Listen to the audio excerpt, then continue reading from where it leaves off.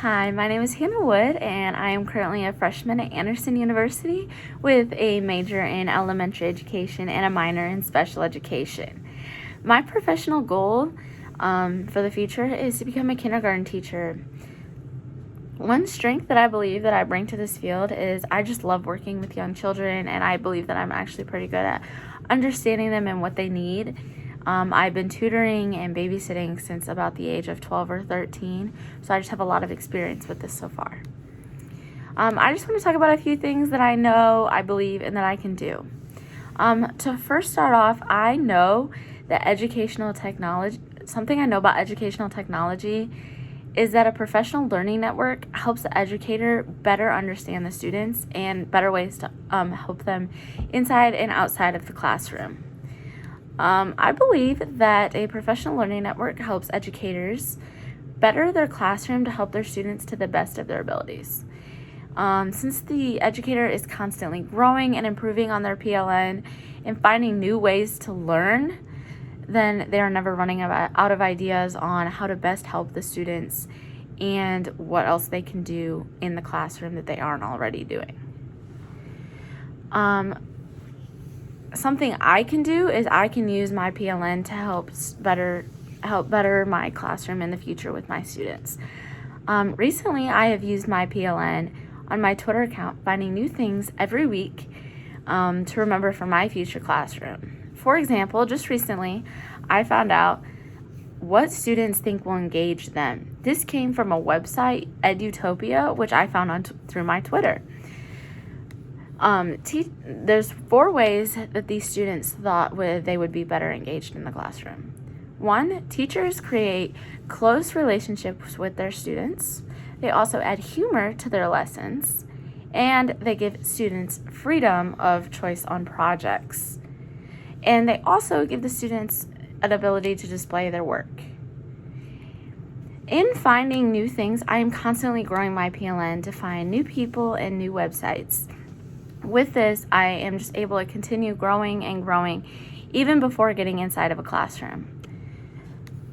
Another thing is that I know that it is important to make sure that all students have fair access to resources that are given in the classroom, such as internet or ability to take home things that if they're not able to have access to internet, they are given other alternatives to be able to do their assignments and keep up in the classroom, because it's not on the student that they do not have the internet.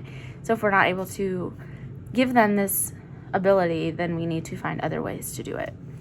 I believe that it is important for educators to know how to evaluate tools that they use in the classroom.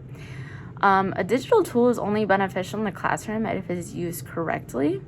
So if the educator is unable to use this tool correctly, then there's no point in bringing it into the classroom, because it will not be helping the educator or the student.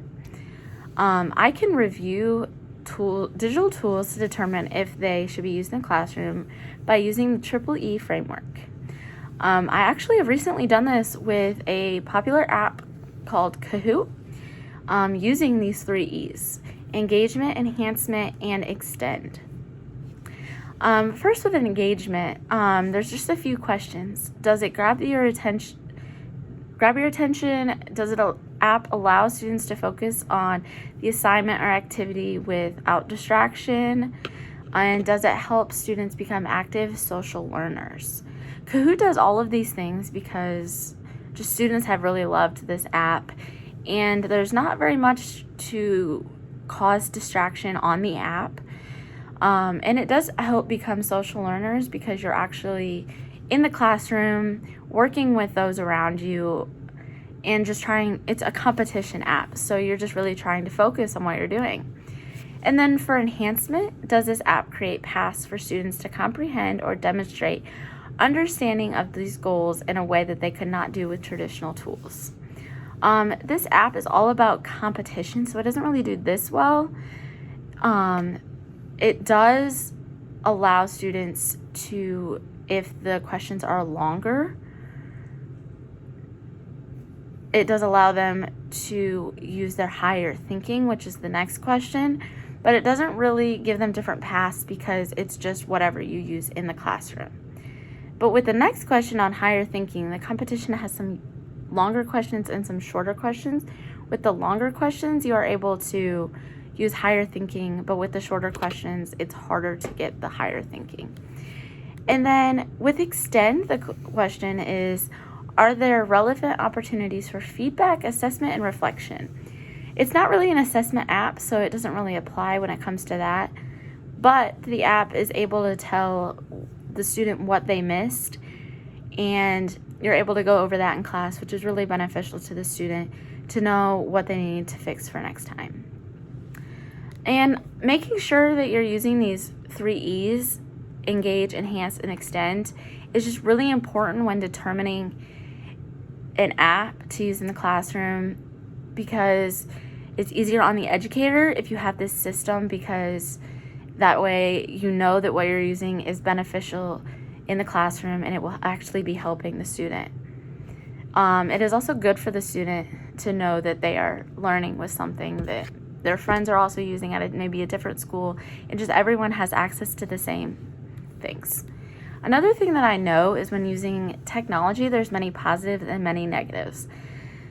So it is important that students know how to be safe online, and when they're using technology, they know that there are dangers and that they need to be careful with what sources they're using or what websites they're going to, and just be aware of who they're talking to. And I believe that it is also very important to always use a reliable source, and that the students know how to tell if something is a reliable source, because when you're turning in an assignment, if you're not using a reliable source, then you don't know that anything you're saying in this assignment is actually true. And a few ways that you can tell of a reliable source is most come from a .org or a .edu. And it's also important to know if the source is up to date, because it may have been reliable when it was first created, but if things have changed since then it is no longer reliable. Another thing is it is important that it is not a blog, or it does not look like a blog. And it doesn't have too many ads that are diminishing its credibility. The ads can be distracting and they just show that it is not reliable. And I can use Screencastify to create videos for my kindergarten class. These videos can be curated to the correct age group for the best engagement. I've actually recently done this when creating a CAP, which is a content acquisition podcast. I created this about media balance and it being important. I basically made a Google Slides, and I just went through a Screencastify and recorded myself talking over and just explaining what they were supposed to be learning. It can be curated and explained in a way that a kindergartner can understand, or even if you need to go up to any grade, up into college even. I used for kindergarten pictures and little monsters to grab their attention, and I also used a video for the students to be able to watch and just enjoy. I also have created a Canvas page that is easily accessible for students and parents to get information that they need. Information about me, information about the classroom, information about lunches and other things like that. Just in general, to be able to help them in the future. Thank you for listening, and please let me know if you have any questions. I look forward to hearing from you.